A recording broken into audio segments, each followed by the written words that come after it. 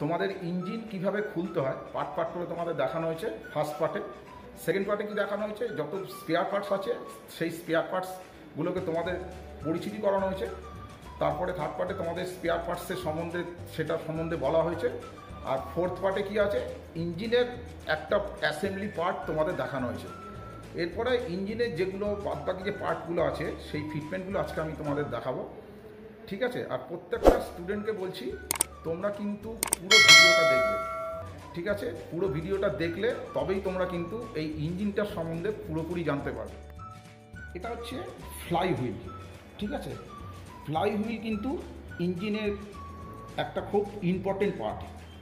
এই fly হুইলটা fitment হয় ক্র্যাঙ্কশ্যাফটের ওপর, ঠিক আছে। ক্র্যাঙ্কশ্যাফটের ওপর 6টা বোল্ট অথবা নাট, যার যেরকম ইঞ্জিনের পজিশান থাকে সেইভাবে ফিটমেন্ট করা থাকে।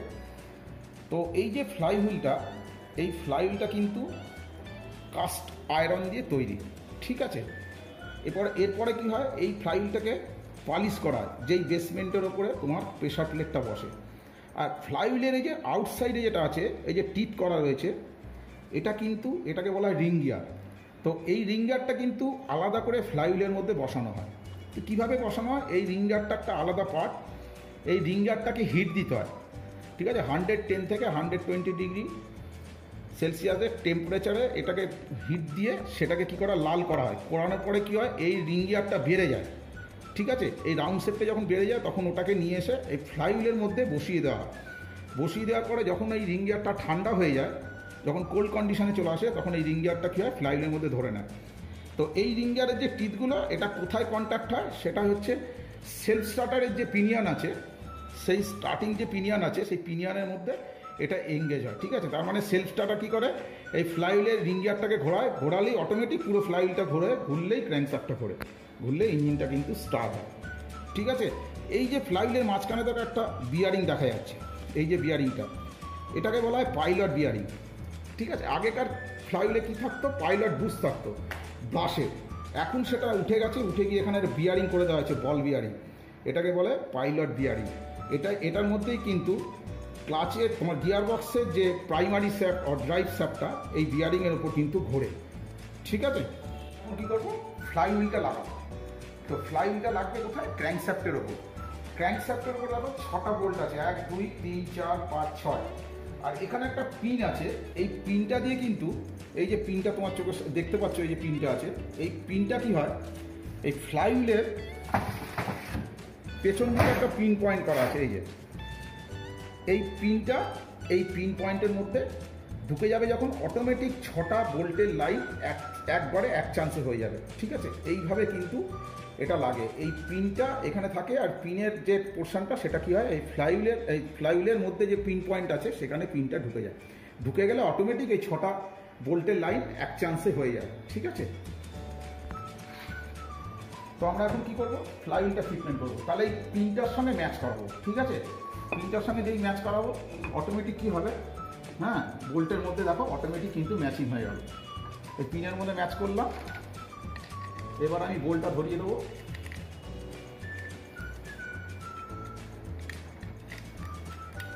দেখো একবারে ইজি কিন্তু বোল্টটা লেগে যাচ্ছে, সবকটা একদম পুরোটা কিন্তু হাত দিয়ে চলে যাবে, ঠিক আছে। কোনো বোল্ট যেন ক্রস না লাগে।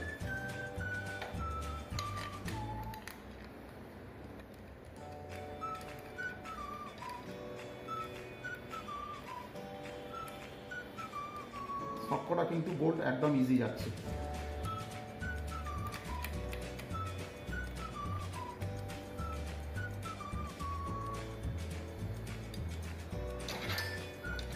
এটা 14 নম্বর সকেট লাগবে, 14 mm সকেট লাগবে, ঠিক আছে।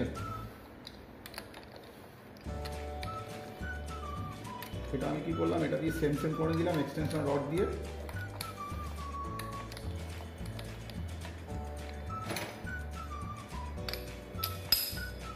এবার আমি একটুখানি টাইট করে দেবো। এই যে ফ্লাই হুইলের বোল্ট দেখছো এই বোল্টও কিন্তু টর্ক থাকে, ঠিক আছে, অ্যাজ পার স্পেসিফিকেশন। মানে যে মডেল গাড়ির ইঞ্জিন হবে সেই মডেলের যে স্পেসিফিকেশনে যা টর্ক থাকবে ফ্লাই হুইলের মাউন্টিং বোল্টে, সেই টর্ক কিন্তু দিতে হবে, ঠিক আছে।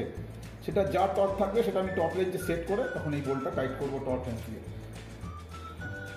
এবার আমরা ইঞ্জিন হেড লাগাবো, ঠিক আছে। তো ইঞ্জিন হেড লাগানোর আগে কি করতে হয়, এখানে ব্লকের উপর একটা হেড গ্যাসকেট লাগাতে হয়, ঠিক আছে। এই যে হেড গ্যাসকেটটা অলরেডি বসিয়ে দেওয়া আছে, ঠিক আছে। এটা হচ্ছে হেড গ্যাসকেট। তো এর উপরে আমরা কি করব, হেডটা লাগাবো। হেড বসিয়ে দিলাম, ঠিক আছে।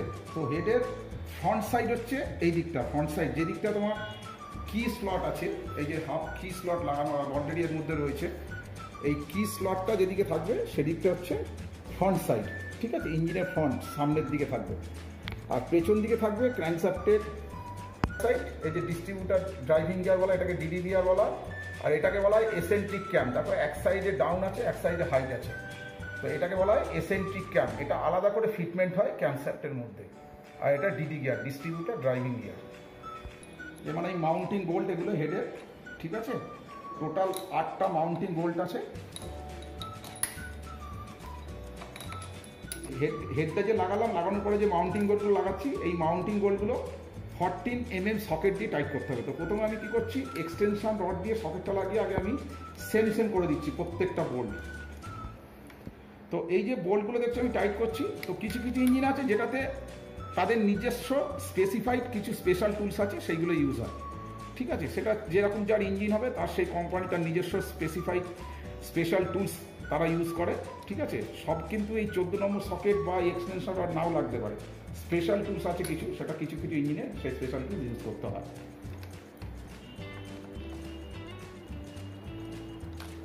তোমাদের বলেছিলাম খোলার সিস্টেম কীভাবে, তো এখন আমরা সব টাইট করবো। তাহলে খোলাটা হচ্ছে আউটসাইড খোলা, ইনসাইড টাইট। তাহলে এখন যেহেতু টাইট করতে হবে, তাহলে আমাকে ইনসাইড দিয়ে টাইট করতে হবে। ইনসাইড দিয়ে টাইট করছি, দেখো এই আমি বসালাম,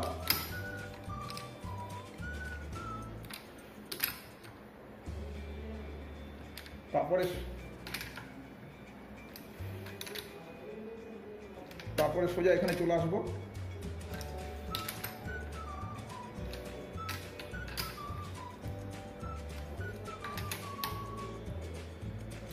এটা হচ্ছে টাইট করলাম। এবার কি করতে হবে, টর্ক রেঞ্জ দিয়ে যে স্পেসিফাইড টর্ক আছে সেই টর্ক রেঞ্জ দিয়ে স্পেসিফাইড টর্ক দিয়ে এই বোল্টগুলো সব কটা টাইট করতে হবে, ঠিক আছে। টাইট করা কিন্তু সিস্টেম ইনসাইড থেকে টাইট, আউটসাইড খোলা। বাইরে থেকে খুলবে আর ভেতর থেকে টাইট হবে। তো টর্ক রেঞ্জ দিয়ে টর্ক সেট করে হেডের যে বোল্টগুলো লাগালাম সেগুলো যে ইঞ্জিনের যে স্পেসিফাইড টর্ক থাকবে সেই টর্ক সেট করে আমি টর্ক রেঞ্জই টাইট করব, ঠিক আছে। তোমাদের দেখিয়েছি টর্ক রেঞ্জই টাইট করা, তোমাদের টর্কের রেঞ্জও দেখিয়েছি। এটা হচ্ছে ওয়াটার পাম্প অ্যাসেম্বলি, পুরো কমপ্লিট অ্যাসেম্বলি। তো এই যে ওয়াটার পাম্প, এই যে আউটসাইড যেটা, এটাকে বলা হাউজিং। এটা পুরোটা হাউজিং বলা হয়, ওয়াটার পাম্প হাউজিং। এইটাকে বলা হয় ইম্পেলার। এই যে ফ্যানের মতো যে ব্লেড মতো দেখা যাচ্ছে, এটাকে বলা হয় ইম্পেলার।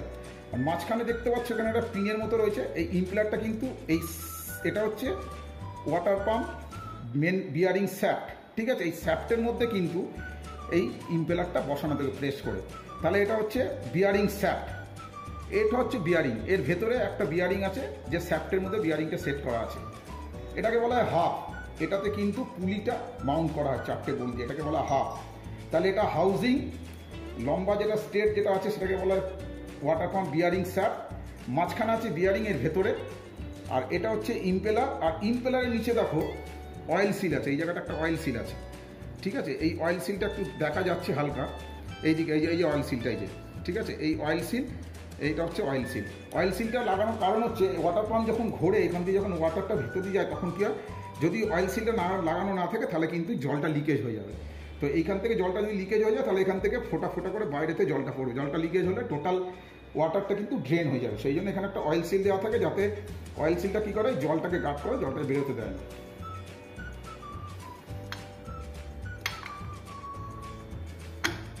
ওয়াটার পাম্প সেট করে দিলাম।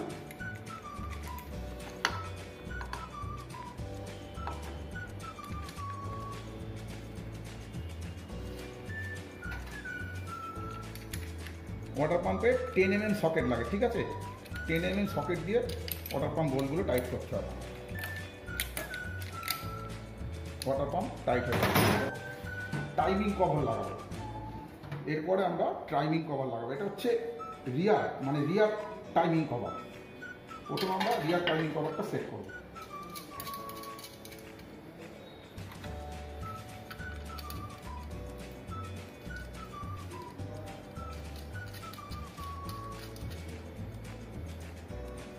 এটাও 10 mm সকেট দিয়ে টাইট করতে হবে।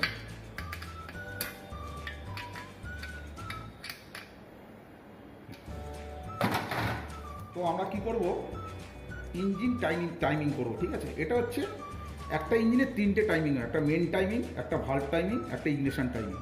তো আমরা কিন্তু মেন টাইমিং এখন করছি। মেন টাইমিং হচ্ছে যেটা টাইমিং বেল্ট বা টাইমিং চেন দিয়ে টাইমিং করা হয়, ঠিক আছে। তো এই ইঞ্জিনটাতে কি আছে, টাইমিং বেল্ট দিয়ে আমরা টাইমিং করব। তাহলে কী কী টাইমিং হলো, একটা মেন টাইমিং, একটা ভালভ টাইমিং, একটা ইগনিশন টাইমিং। তো আমরা এখন মেন টাইমিং করব। এটা হচ্ছে ক্র্যাঙ্ক গিয়ার আর ক্র্যাঙ্ক স্পকেট। ক্র্যাঙ্ক স্পকেট কিন্তু সবসময় ছোট হবে, ঠিক আছে। এটা ক্র্যাঙ্ক স্পকেট, এটা ক্যাম স্পকেট। এখানে আমরা কী করেছি, ক্র্যাঙ্কশ্যাফটকে ঘুরিয়ে 12 o'clock পজিশনে রেখেছি। এই যে কিটা থাকবে এটা 12 o'clock পজিশন, তার মানে ঘড়ির কাঁটার 12টার পজিশনে আমাকে এটা রাখতে হবে। রেখে কি করব, আমি কি করব, এই ক্র্যাঙ্ক গিয়ারটাকে আমি এখানে সেট করব, ঠিক আছে। তো ক্র্যাঙ্ক গিয়ারটা আমি সেট করলাম।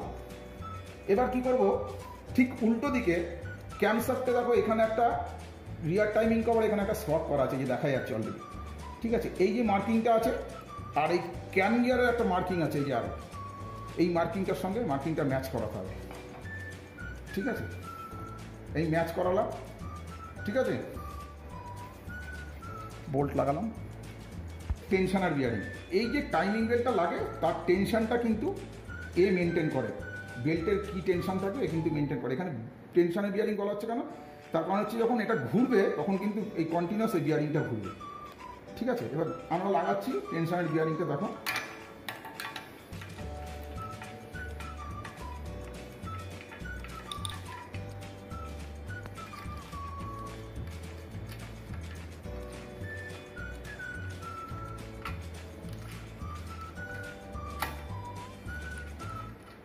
বুঝলে, টেনশনের বিয়ারিং, ঠিক আছে। বিয়ারিংটা ঘুরছে। আমরা কী করবো, এবার টাইমিং বেল্টটা লাগাবো। প্রথমে কী করবো, বেল্টটা আমি একদম প্রথমে নিচে স্লটের মধ্যে লাগাবো। বেল্টটা ধরিয়ে দিলাম। তারপরে আমি বেল্টটাকে নিয়ে যাব ডান দিক দিয়ে, নিয়ে গিয়ে আমি ক্যাম গিয়ারের মধ্যে সেট করব। ক্যাম গিয়ারে সেট করে সোজা আমি বিয়ারিংয়ের সাইড দিয়ে এটা আমি লাগিয়ে দেবো, ঠিক আছে।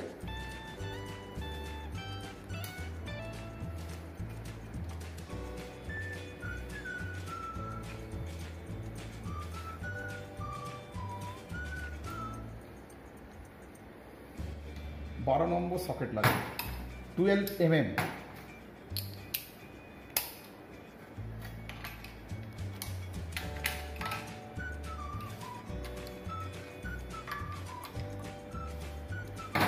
ঠিক আছে, এই যে বেল্ট লেগে গেল, সব স্লটের মধ্যে লেগে গেছে। টাইমিং কভারটা লাগিয়ে দিই।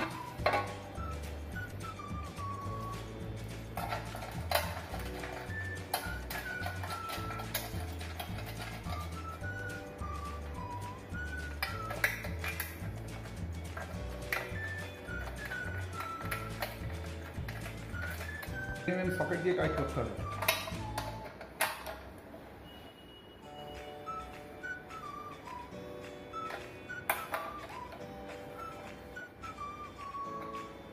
ক্র্যাঙ্কশ্যাফট পুলি, এই যে এখানে যে স্লটটা আছে, এই স্লটের সঙ্গে স্লটটা ম্যাচ করে আমাকে ক্র্যাঙ্ক পুলিটা লাগাতে হবে, নাহলে কিন্তু ক্র্যাঙ্ক পুলিটা লাগবে না।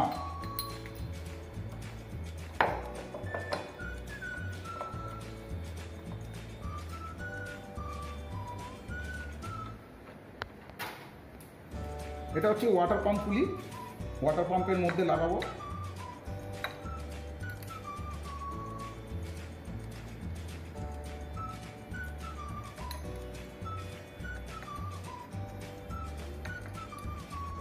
টেন mm সকেট লাগবে, হ্যাঁ।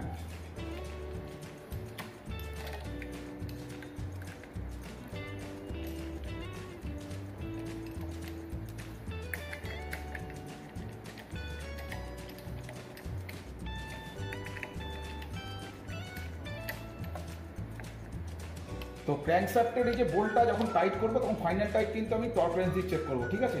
যা স্পেসিফিক টর্ক থাকবে সেই টর্ক সেট করে আমি টর্ক রেঞ্জ দিয়ে এটা ফুল টাইট করবো। এটা হচ্ছে ইনলেট ম্যানিফোল্ড, ঠিক আছে। ইনলেট ম্যানিফোল্ড হচ্ছে, এটা যেহেতু কার্বোরেটর ভার্সন ইঞ্জিন, সেই ডিজাইনে কিন্তু এই ইনলেট ম্যানিফোল্ডটা বানানো আছে। এটা হচ্ছে ইনলেট ম্যানিফোল্ড, এটা ইঞ্জিন হেডের মধ্যে মাউন্ট হবে, আর এইখানটায় কার্বোরেটরটা মাউন্ট হবে, ঠিক আছে, কার্বোরেটরটা এখানে মাউন্ট হবে। আর এটা হচ্ছে, এটাকে বলা হয় এলবো। এটা হচ্ছে তোমার রেডিয়েটারের যে আপার হোসের কানেকশানটা, সেই আপার হোসের কানেকশানটা এই এলবোর মধ্যে হয়। এর ভেতরে একটা থার্মোস্টার ভাল্ব থাকে, ঠিক আছে, যেটা 80 থেকে 85 ডিগ্রি টেম্পারেচারে ওপেন হয়। এই থার্মোস্টারগুলো এখানে থাকে, এটা ইঞ্জিন হেডের উপরে থাকে সবসময়। থার্মোস্টার ভাল্ব ইঞ্জিন হেডে থাকবে, যেখান থেকে কী হয়, ইঞ্জিনের নিচের পোর্শন থেকে ঠান্ডা জলটা ঢোকে ব্লক হয়ে হেড হয়ে সেই গরম জলটা আবার এই এলবো হয়ে আপার হোসে রেডিয়েটারে আপার ট্যাঙ্কে চলে যায়। তো এইখানটাতে থার্মোস্টার ভাল্ব থাকে, এর ভেতরটাতে সেই থার্মোস্টার ভাল্বটা 80 থেকে 85 ডিগ্রি টেম্পারেচারে ওপেন হয়। পেট্রোল ইঞ্জিনের ক্ষেত্রে ইনলেট ম্যানিফোল্ড সবসময় অ্যালুমিনিয়াম অ্যালয় দিয়ে তৈরি হবে, ঠিক আছে, অ্যালুমিনিয়াম অ্যালয়। আর ডিজেলের ক্ষেত্রে কিছু কিছু গাড়িতে অ্যালুমিনিয়াম অ্যালয় দিয়ে তৈরি ইনলেট ম্যানিফোল্ড, কিছু কিছু গাড়িতে মেটালের, ঠিক আছে, কাস্ট আয়রন। ইনলেট আর এক্সস্ট বোথ কাস্ট আয়রন। কিন্তু আমাদের পেট্রোল ইঞ্জিনে কিন্তু ইনলেট ম্যানিফোল্ড সবসময় অ্যালুমিনিয়াম অ্যালয় দিয়ে তৈরি হবে, আর এক্সস্ট ম্যানিফোল্ড সবসময় মেটালের, যে কোনো ডিজেল হোক আর পেট্রোল হোক সবসময় কিন্তু মেটালের হয়। তার মানে মেটাল মানে কাস্ট আয়রন দিয়ে এই ম্যানিফোল্ড তৈরি হবে। এটা হচ্ছে এক্সস্ট ম্যানিফোল্ডের আউটসাইড, যেটাতে তেল পাইপটা কানেক্ট হয়, এখানে তেল পাইপটা এখানে কানেক্ট হয়, আর এই সাইডটা ইঞ্জিন হেডের মধ্যে কানেক্ট হয়। তো ইঞ্জিনের যতগুলো জয়েন্ট আছে, সেই এক্সস্ট ম্যানিফোল্ড, ইনলেট ম্যানিফোল্ড, হেডের ব্লক, কি টাইমিং কভার, তারপরে তোমার oil pump, water pump, oil sump, সব জায়গায় কিন্তু প্রত্যেকটা জয়েন্টে কিন্তু গ্যাসকেট ইউজ হবে। অয়েল সাম্পের গ্যাসকেট, অয়েল পাম্পের gasket, head gasket, inlet manifold gasket, exhaust manifold gasket, সব জায়গায় কিন্তু গ্যাসকেট ইউজ হবে। তারপরে ওপরে যে হেড কভারটা লাগে সেখানেও কিন্তু গ্যাসকেট ইউজ হয়, হেড কভারটা এর মধ্যে লাগে, ঠিক আছে। তো গ্যাসকেট ইউজ হয় কেন, তার কারণ হচ্ছে কোনোভাবে যেন ইঞ্জিন অয়েল লিকেজ হয়ে আউটসাইডে বেরিয়ে না আসে, সেই জন্য প্রত্যেকটা জয়েন্টে কিন্তু যেখানে জয়েন্ট হবে, নাট বল্ট দিয়ে মাউন্ট হবে, সেখানে কিন্তু মনে করে তোমার গ্যাসকেট সেট লাগাতে হবে। আর ওয়াটার পাম্পেও গ্যাসকেট সেট লাগে, কিন্তু ওয়াটার পাম্পে গ্যাসকেট সেট লাগে যাতে ওয়াটারটা, জলটা যাতে লিকেজ না হয়, তার জন্য কিন্তু ওয়াটার পাম্পের মধ্যেও গ্যাসকেট লাগে। আর ইঞ্জিন এর মধ্যে লাগে যেগুলো engine oil related, engine head কভারের গ্যাসকেট, অয়েল সাম গ্যাসকেট, তারপরে তোমার অয়েল পাম্প গ্যাসকেট, এগুলো কিন্তু সব ইঞ্জিন রিলেটেড, যাতে ইঞ্জিন অয়েল লিকেজ না হয়। আর ইনলেট ম্যানিফোল্ড, এক্সস্ট ম্যানিফোল্ডে যে গ্যাসকেট ইউজ হয়, সেটা হচ্ছে কোনোভাবে যেন ইনলেটের যে সাকশন হয়, তখন যেন কোনোভাবে এখান থেকে সাকশন হওয়া, এয়ার যখন সাকশন হয় তখন যেন কোনোভাবে এখান থেকে লিকেজ না হয়, বা এই সাইড থেকে যেন কোনোভাবে বাইরের আউটসাইডে যেন এয়ার সাকশন করতে না পারে, সেইটা ব্লক করতে হয়, ব্লক রাখতে হয়, তার জন্য গ্যাসকেট লাগাতে হয়। আর এক্সস্ট ম্যানিফোল্ডের ক্ষেত্রে কী হয়, এখানে গ্যাসকেট লাগানোর কারণ হচ্ছে এখানটা যখন হেড থেকে যে এক্সস্টের যে তোমার বার্ন গ্যাসটা বেরোবে, যাতে এখান থেকে লিকেজ হয়ে আউটসাইডে বেরিয়ে না যায়, সেই জন্য এখানে গ্যাসকেট লাগানো হয়, যাতে গ্যাসটা বার্ন গ্যাসটা যেন ডাইরেক্ট টেল পাইপ হয়ে সাইলেন্সার হয়ে যেন বেরিয়ে যায় অ্যাটমসফিয়ারের মধ্যে। ইনলেট ম্যানিফোল্ড, এখানে একটা জয়েন্ট গ্যাসকেট,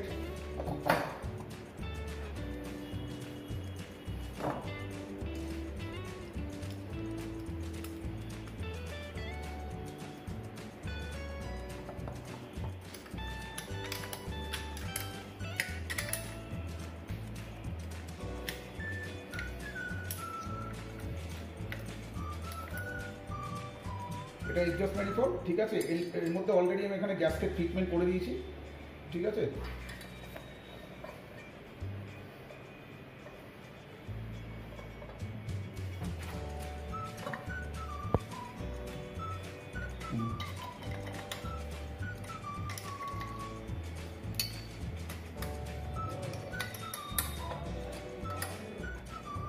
আমাদের ইনলেট ম্যানিফোল্ড আর এক্সস্ট ম্যানিফোল্ড ট্রিটমেন্ট হয়ে গেছে, ঠিক আছে। এরপরে আমরা এরপরে আমি কার্বোরেটর লাগাবো ইনলেট ম্যানিফোল্ডের ওপরে, তারপরে আমি হেড কভার লাগাবো, যেটাকে বলে ট্যাপের কভার।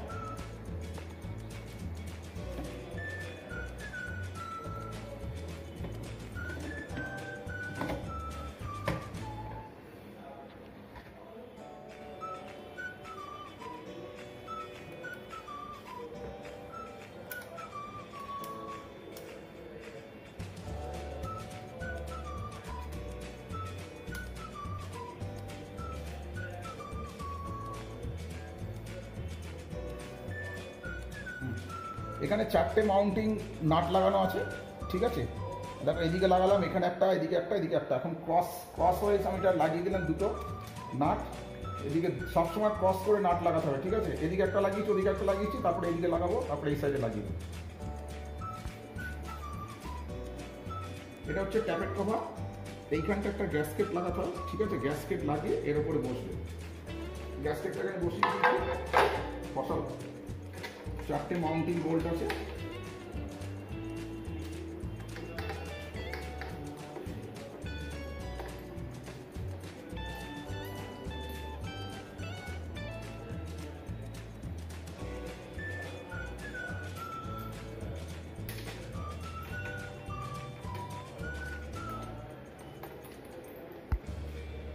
যখন আমি এই হেড কভার বা ট্যাপেট কভারটা যখন আমি বসাবো, তখন কিন্তু আমাকে দেখতে হবে প্রপার যেন বসে, গ্যাসকেটটা যেন ঠিকমতো বসে।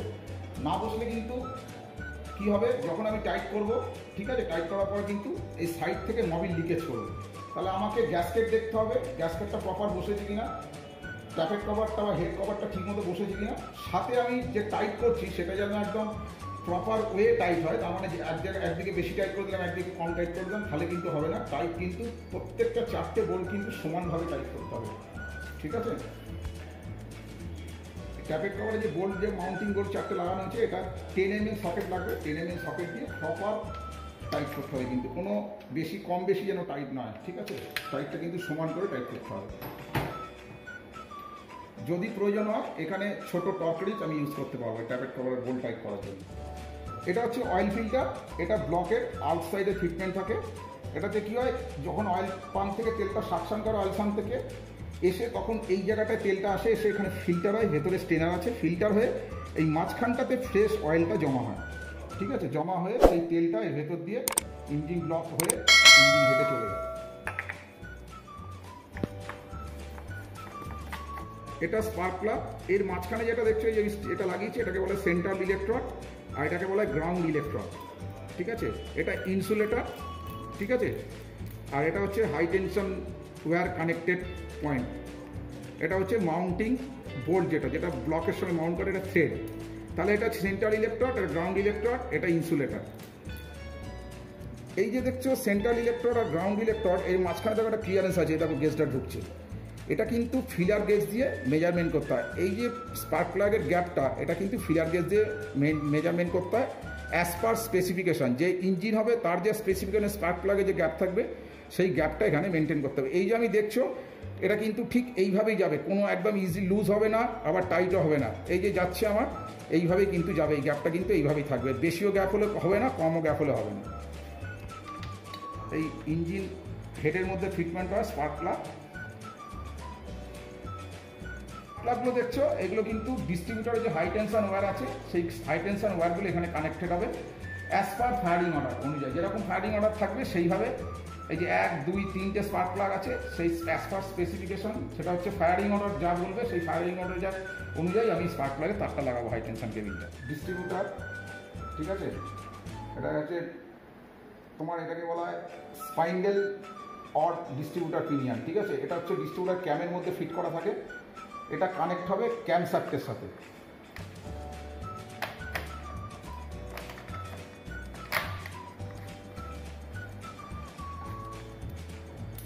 এখানে একটা মাউন্টিং বোল্ট লাগবে।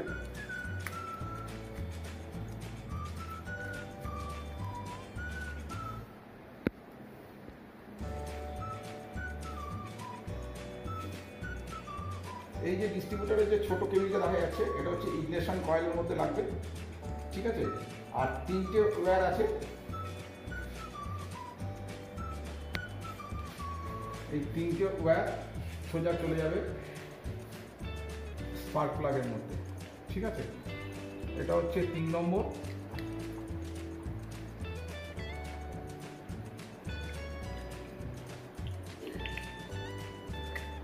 2 নম্বর, 1 নম্বর।